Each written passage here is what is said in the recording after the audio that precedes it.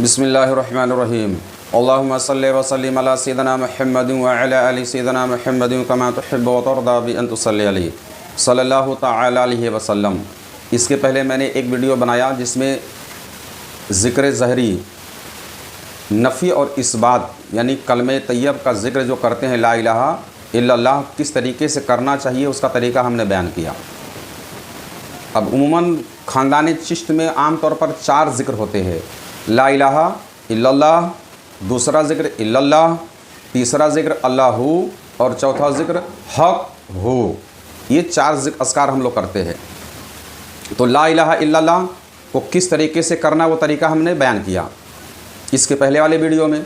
अब उसका दूसरा हिस्सा आप भी सुने कि अब इल्लल्लाह का ज़िक्र हमको कैसे करना है, उसकी तादाद कितनी है। तो ला इलाहा इल्लल्लाह को 200 मरतबा, कितनी मरतबा?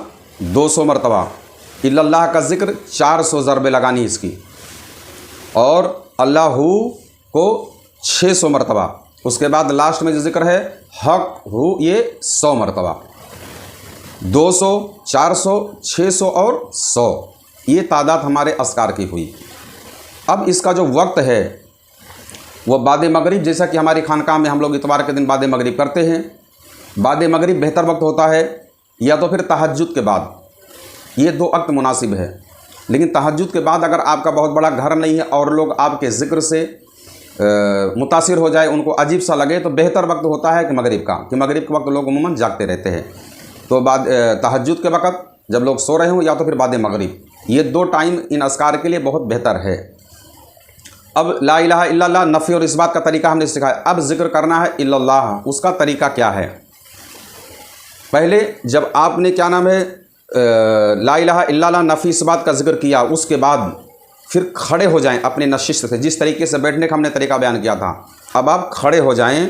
खड़े होने के बाद ज़िक्र हद्दादी, अभी लास्ट में मैं ज़िक्र हद्दादी का तरीका क्या किस तरीके से किया जाता है मैं समझा दूँगा। ज़िक्र हद्दादी खड़े होकर किया जाता है, यानी आपने 200 की तादाद ला इलाहा इल्लल्लाह की पूरी किया, उसके बाद खड़े हो जाएं और नफ़ी और इस्बात के साथ ज़िक्र हद्दादी 3 मरतबा। अभी मैं बैठ के बता रहा हूँ, उसका तरीका ये होता है कि ये ख्याल करें, ये दोनों हाथों को इस तरीके से मिलाएं, और ये ख्याल करें कि आपके हाथ में लोहे का घन, बड़े हथौड़े को घन बोलते हैं, बड़ा हथौड़ा है, और उठाए तो ला इलाहा इल्लल्लाह। लोहार कैसे अपने लोहे पे घन चलाता है, ऐसा। तो जब हथौड़े को इस तरफ लेके जाएं तो ला इलाहा यानी नफ़ी किया, और जब ज़ोर मारें तो इल्लल्लाह, मगर उसका भी चोट आपके दिल पे लगे, उसका ज़र्ब जो है एहसास किस पे करें? कल्ब के ऊपर। ये 200 मरतबा ज़िक्र करने के बाद 3 मरतबा ज़िक्र हद्दादी, फिर 400 मरतबा इल्लल्लाह। अब इल्लल्लाह का ज़िक्र का तरीका क्या है, किस तरीके से करना है, ये आप देख लें।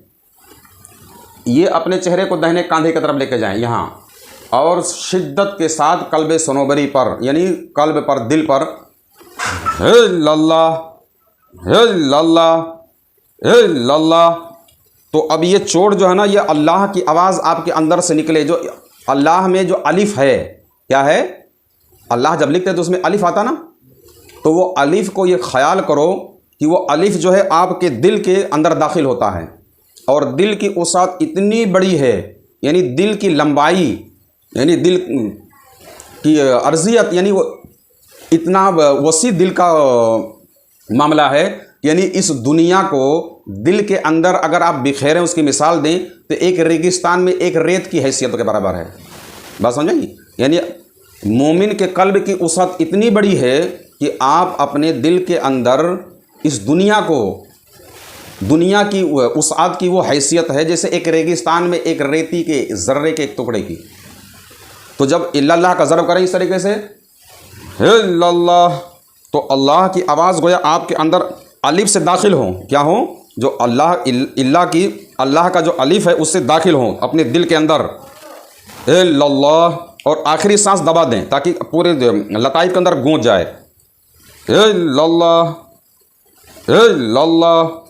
तो अलिफ से दाखिल हो और अंदर जा कर के पूरी अल्लाह की जो तजल्ली, ये ख्याल करें कि एक नूर हमारे अंदर जाता है जो हमारे दिल के अंधेरे को रोशन करता है, और अल्लाह कहते हुए बाहर आता है। अब भाई लोग इल्लल्लाह, तो ये अल्लाह यहाँ जाता उनका नहीं, बल्कि इल्लल्लाह अल्लाह, लफ्ज़ अल्लाह की जो सदा आपके अंदर से निकले, कल्ब के, बात समझ में आ रही है? इल्लल्लाह इल्लल्लाह इल्लल्लाह, यानी अंदर से निकले। अलिफ से आप दाखिल हों और अल्लाह कहते हुए आपकी आवाज़ बाहर आए, यानी पूरे एक तजल्ली, एक नूर आपके दिल में दाखिल हो रहा है। बात समझ में आ रही है? ये 400 मरतबा इसका ज़र्ब करें। इल्लल्लाह इल्लल्लाह इल्लल्लाह की 400 ज़रबें लगाएं। उसके बाद खड़े हो जाएं और 3 मरतबा ज़िक्र हद्दादी, फिर बैठ जाएं पहले तरीके पर। उसके बाद ज़िक्र होगा अल्लाह हू अल्लाह हू अल्लाह। अब इसको भी चेहरे को अपने दाहिने तरफ लाएं। अल्लाह हू अल्लाह हू अल्लाह हू अल्लाह हू, इसको भी अपने कल्ब पे ज़रब करना। अब ये इसको यूँ मिसाल ले लें कि जैसे आपने कभी लोहार की भट्टी देखा है? वो पहले दौर के लोग, जैसे क्या नाम है, एक भाती रहती थी, यानी लोहार के क्या नाम है, कोयले को सुलगाने के लिए एक चमड़े का एक मशीन रहता था। ऐसा हाथ से चलाओ तो वो अंदर हवा लेता, फिर वो कोयला धकता। तो वैसे अल्लाह हो अल्लाह हो अल्लाह हो। अब इसमें लफ्ज़ अल्लाह में, लफ्ज़ अल्लाह के ज़म्मा को खूब खींचे। बात समझ आई? मिसले हु के अल्लाह हु अल्लाह हु अल्लाह हु अल्लाह हु अल्लाह हु, ये 600 ज़रबे लगाएं। कितनी ज़रबे? अल्लाह हु अल्लाह हु अल्लाह हु। बात समझ में आई? हु को मिसले ऊ के हु के ऐसा खींचे और ये ख्याल करें कि आपका दिल जो के अंदर जितनी भी आलूदगियां हैं, ये आप जो है लफ्ज़ अल्लाह की हवा प्रेशर मार रहे हो और हु कहते हुए बाहर निकल करके शोला उसके इश्क का, अल्लाह तबारक व तआला ज़ात, उसकी ज़ात का शोला भड़का रहा है। जैसे पत्थर के कोयले के ऊपर वो भाती में जब हवा भरो तो आग कैसे फेंकता है। बात समझ में आ रही है? आप तसव्वुर कभी देख लेना, अगर आप लोग, शायद नेट पे होगा, वो जो पहले कोयला जैसे चला तो चमड़े की भाटी रहती थी, तो ऐसा रस्सी नीचे करो तो वो हवा बनाता था, फिर निकलता था आग इधर से। तो इसी तरीके से अल्लाह हू, ये हू को, हू के ज़म्मा को खुद खींचें। ये ज़रब लगाना है कितनी मरतबा? 600 मरतबा। उसके बाद चौथा ज़िक्र जो है वो है हक हू हक हू हक हू हक हू हक हू। अब ये जो है पहला ज़रब उमुद दिमाग यानी मकाम अक़फ़ा पर, एक रूहानी मकाम यहाँ पर है। तो हक हक हक, और सांस यहाँ छोड़ दें। हक हू दोनों 2 सांसों में है। हक हू हक हू हक हू। इस तरीके से पहले में हक यानी सांस निकलता हुआ, हक हू हक हू हक, सांस लेता हुआ, सांस जब खींचे हक, सांस तो बाहर निकलेगी, बाकी इशारा आपका खींचने को, मैं खींच के ज़रब लगा रहा हूँ। हक हू हक हू हक हू हक हू। समझ में आया? इस तरीके से ये 100 मरतबा 2 अलहदा ज़रब लगाए जाएंगे। उसके बाद जो है अपनी आँखें, फिर ये 3 मरतबा ज़िक्र हद्दादी, 3 मरतबा ज़िक्र हद्दादी, यानी पहले ज़िक्र के बाद 3 मरतबा ज़िक्र हद्दादी, दूसरे ज़िक्र के बाद 3 मरतबा ज़िक्र हद्दादी, तीसरे ज़िक्र के बाद 3 मरतबा ज़िक्र हद्दादी, फिर हक हो ये आखिरी ज़िक्र है, ये चौथे ज़िक्र के बाद 3 मरतबा ज़िक्र हद्दादी करने के बाद फिर आप खामोशी से बैठ जाएं। क्या करें? खामोशी से बैठ जाएं। अब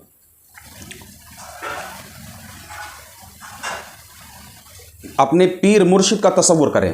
क्या करें? अब जो मुरीदीन जो हमारे महफिल ज़िक्र में, हल्के ज़िक्र में बैठते तो जाहिर बात है मौजूद होता हूँ सामने, या जो बाहर कहीं करते हों, ये अपने अपने घरों में करें, तो पीर का आप तसव्वुर करें। क्या करें? पीर का ये ख्याल करें कि बिल्कुल आपके रूबरू अपने उस नूरानी शक्ल के अंदर अपने तमाम अकाबरीन और वह चिश्तिया व कादरिया तमाम अकाबरीन के फैज़ के साथ वो आपके सामने जलवागर हैं, बैठे हुए हैं। उसके बाद शुगल पास अनफास ये करना शुरू करें। पास अनफास यानी आप यूँ बैठे, ज़िक्र करने के बाद बैठ गए एकदम शांत होके, अब शुगल पास अनफास करें। क्या करें? तसव्वुर तो शेख का सामने है, एक ये, दूसरे पास अनफास चालू हो जाए, यानी नाभ से सांस को खींचे, ला इलाहा यहाँ तक पहुँचाएँ, ला इलाहा इल्लल्लाह ला इलाहा इल्लल्लाह ला इलाहा इल्लल्लाह ला इलाहा इल्लल्लाह ला इलाहा इल्लल्लाह। चढ़ती हुई सांस नाभ से और पहुँचाए उम्म दिमाग तक, ला इलाहा कहते हुए और इल्लल्लाह कहते हुए छोड़ दें, दिल पर ज़र्ब करें। एकदम ख्यालों में, यहाँ इसमें हम तो बताना है तो इसलिए मैं आपको इशारा कर रहा हूँ ना, ये ख्यालों में करना है। तसव्वुर शेख का और पास अनफास अंदर। तो अव्वल तो कुछ दिनों तक आंख बंद करने के बाद आपको अंधेरा अंधेरा मन महसूस होगा, आपकी तबीयत जमेगी नहीं, यहाँ भागेगी वहाँ भागेगी, इधर का ख्याल उधर का, इस तरह तरह के ख्यालात आएंगे। लेकिन कुछ दिनों के बाद अंधेरे के अंदर आपको रोशनी पैदा हो जाएगी, कुछ ना कुछ अनवार आपको दिखना शुरू हो जाएंगे। बात समझ आई? जब ये का नाम जिक्र के बाद जब तसव्वुर शेख करके और शुगल पास अनफास करना शुरू करेंगे तो अव्वल कुछ दिनों तक के अंधेरा रहेगा, उसके बाद कुछ रोशनी नज़र आना शुरू हो जाएंगी। मगर याद रहे अपने मुर्शिद के अलावा इस रोशनी का जिक्र किसी से नहीं करना है, वरना रोशनी फिर बंद हो जाएगी। बात समझ में आया? तो ये जिक्र ला इलाहा इल्लल्लाह अल्लाहु हक हु, ये चारों अस्कार के तरीके जो पीरानी चिश्त अहले बहिश्त के तरीके कार में है, वो तरीका मैंने अर्ज़ किया। तमाम चिश्ती हजरात को या अशरफी हजरात हैं उनको मेरी नसीहत है कि बाद मगरिब ज़िक्र ज़हरी या हल्का ज़िक्र का एहतमाम अपने अपने घरों में अपने अपने तरीके से करें। जिनका कोई शेख ना हो या उनको तरबियत ना मिल रही हो तो वो हमारा भी तसव्वुर करके ये ज़िक्र कर सकते हैं, मेरी तरफ से पूरी पूरी उनको इजाज़त है। पहले मैंने तरीका बताया था कि पीराने चिश्त अहले बहिश्त का क्या नाम है फातिहा पढ़ें, तमाम अपने शेख से लेकर के या साहिब इजाज़त से लेकर सरकार दो आलम के रूह पाक तक, फिर इन अरवाहों का फैज़ अपने शेख इजाज़त के तवस्सुल से अपने पर फैज़ मांगें और ज़िक्र में शरीक हो जाएं, ज़िक्र में गर्क हो जाएं। ज़िक्र में एक चीज़ याद रखें कि जो ज़िक्र आप कर रहे हो उस पर आपका ख्याल हो, उसके मानी को गौर करो। बात समझ आई? यानी ज़िक्र खाली ज़ुबान आप कर रहे हो, गर्दनें झटक रहे हो और दिमाग कहीं और भटक रहा हो तो ये ज़िक्र नहीं हुआ। बहर का वो भी फ़ायदा देगा मगर कुल्ली फ़ायदा चाहिए तो आपका कल्ब वहाँ पर हाजिर होना चाहिए। अब जो है ज़िक्र हद्दादी का जो तरीका मैंने कहा बताता हूँ, उसका तरीका यूँ ही है। अब ज़िक्र हद्दादी का तरीका ये है कि आपका ये जो दायां पैर ये थोड़ा आगे हो और ये बायां पैर थोड़ा पीछे हो और आप अपने दोनों हाथों को इस तरीके से मिलाएं और आंख बंद करें। ये ख्याल करें कि आपके हाथ में लोहे का बहुत बड़ा हथौड़ा, जिसको घन कहते हैं, लोहार लोग जिसको पीटते हैं।